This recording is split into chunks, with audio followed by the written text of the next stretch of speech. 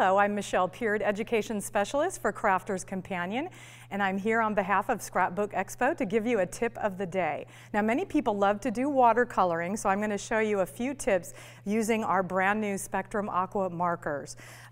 This is a dual end marker, and it has a nice brush end as well as a fine tip end, which I'll show you in just a moment. What I'm going to do is just lay down a little bit of color. And I don't have to be too precise because watercolor isn't a very precise method.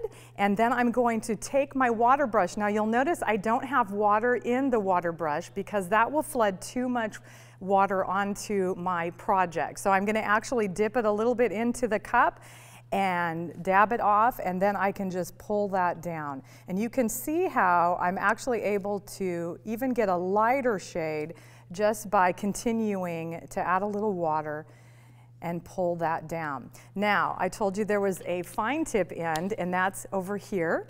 Oops, sorry, wrong end. Right here. And I am going to just go right along the shaded areas and pull that through.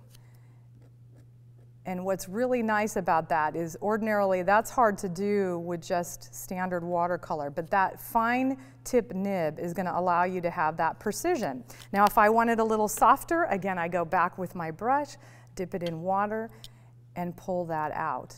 It's very important that you use watercolor paper because that allows the fluid to smooth right over that paper.